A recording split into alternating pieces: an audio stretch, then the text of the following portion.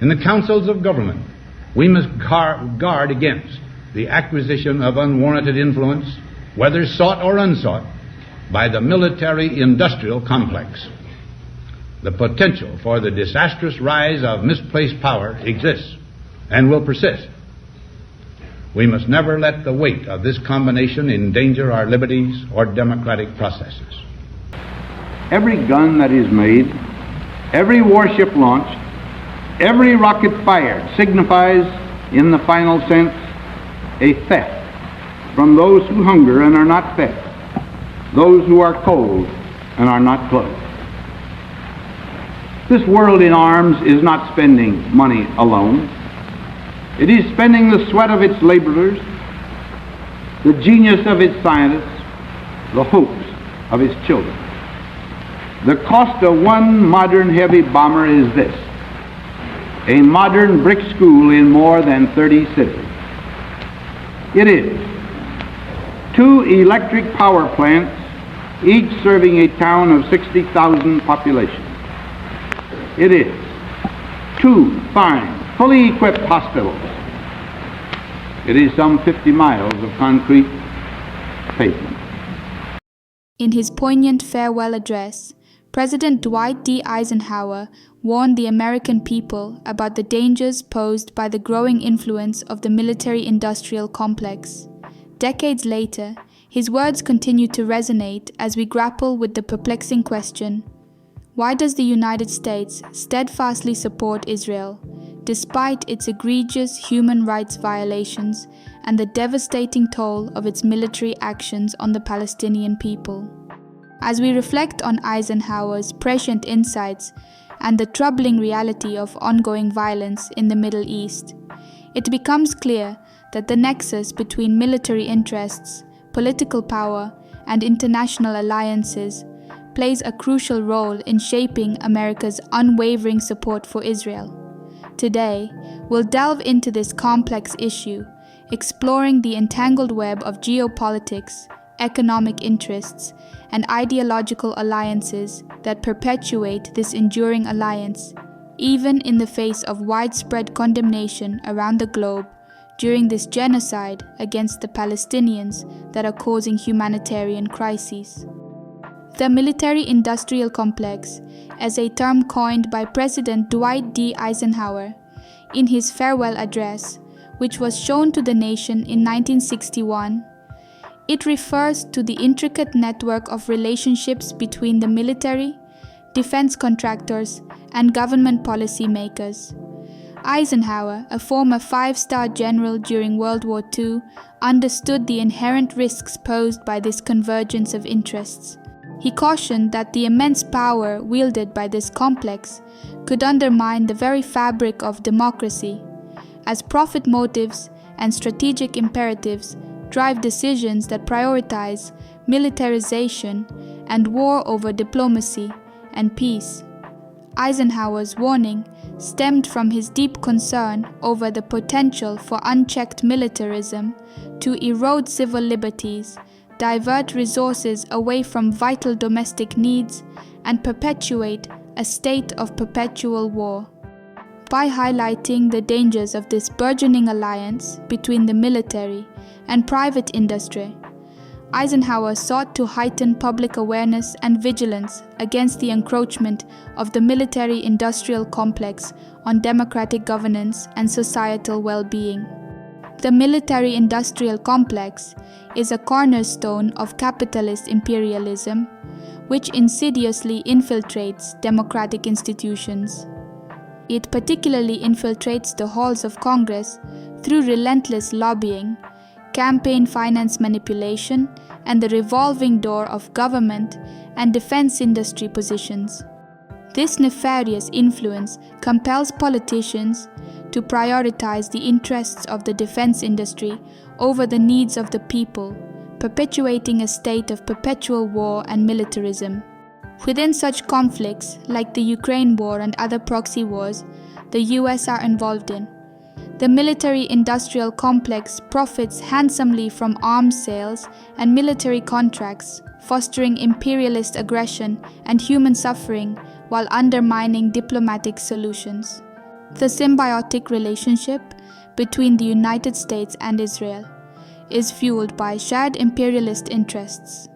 This serves as a glaring example of how the military-industrial complex perpetuates oppression and colonialism, enabling the Israeli state to commit atrocities against the Palestinian people with impunity, all while lining the pockets of defense contractors. This capitalist war machine must be dismantled to prioritize peace, solidarity, and the well-being of all people over profit and imperialist aggression. The role of capitalism in perpetuating the military-industrial complex is deeply entrenched within the system's inherent drive for profit accumulation and imperialist expansion. Vladimir Lenin, in his seminal work, Imperialism, the Highest Stage of Capitalism, elucidated how capitalism evolves into imperialism as monopolies and finance, capital dominate the economy, leading to the export of capital to colonize territories in search of higher profits. This imperialist quest for resources and markets inevitably fuels militarism. As Lenin noted, imperialism is the eve of the social revolution of the proletariat. Capitalist nations, driven by the imperative to secure their economic interests abroad, rely on militarism to enforce their dominance, perpetuating a cycle of war and aggression. The military-industrial complex, with its symbiotic relationship between the state and defense contractors, epitomizes this nexus between capitalism, imperialism, and militarism. As Lenin aptly observed, the capitalists compel us to oust them from their position. In the context of the military-industrial complex, capitalism not only breeds war, but also perpetuates a system of exploitation and oppression, where the interests of the ruling class are prioritized over the well-being of the masses. The United States' entrenchment in the military-industrial complex is inseparable from its capitalist and imperialistic nature, especially in the Middle East. Capitalism thrives on the perpetual pursuit of profit, and the military-industrial complex embodies this drive by perpetuating warfare and instability. In the Middle East, where vast oil reserves and geopolitical power dynamics are at play, the US aims to maintain dominance and control through a strategy of militarization and proxy interventions. Israel serves as a crucial ally and proxy in this agenda, allowing the US to exert influence and enforce power in a region rich in resources and strategic importance. By supporting Israel, the US ensures a reliable partner in advancing its imperialistic interests, including the destabilization of governments perceived as obstacles to its hegemony. This partnership facilitates the implementation of forest destabilization campaigns, enabling the US to manipulate regional dynamics to its advantage while perpetuating a cycle of violence and oppression. Ultimately, the United States' allegiance to the military-industrial complex and its reliance on proxies like Israel reflect the inherent contradictions of capitalism, where profit-driven motives supersede humanitarian concerns and perpetuate imperialistic agendas for the benefit of the ruling class. Mainstream media outlets like CNN and Fox News also play a pivotal role in shaping public opinion through biased reporting and propagandistic narratives, as the media is an extension of the ruling class's will to indoctrinate the working class, tricking them to support their narratives and agendas. During the lead-up to the Iraq War, for example, these outlets parroted the government's false claims about weapons of mass destruction, or WMDs, in Iraq, providing a pretext for military intervention. Through sensationalist coverage and uncritical dissemination of government propaganda, the media manufactures consent for war, obscuring the true motives behind US aggression and perpetuating a cycle of misinformation and manipulation.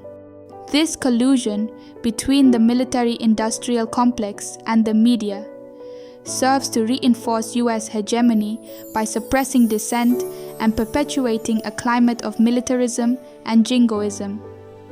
By manipulating public perception and manufacturing consent for war, the ruling elite maintain their grip on power and continue to pursue imperialistic agendas that prioritize profit and geopolitical dominance over human rights and international law.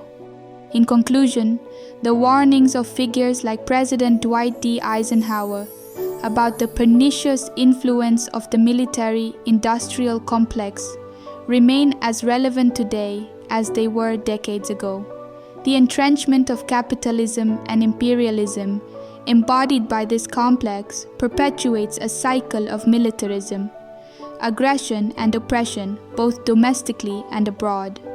From the United States' hegemonic pursuits in the Middle East to its unwavering support for Israel's occupation and atrocities against the Palestinian people, the nexus between capitalist interests, militarization, and media manipulation serves to maintain the status quo of exploitation and injustice. It is imperative that we heed the lessons of history and challenge the hegemonic structures that perpetuate imperialism and oppression, advocating for solidarity, justice, and liberation for all peoples. Only through collective struggle and resistance against the capitalist class can we hope to dismantle the military-industrial complex and build a world based on principles of peace, equality, and genuine democracy.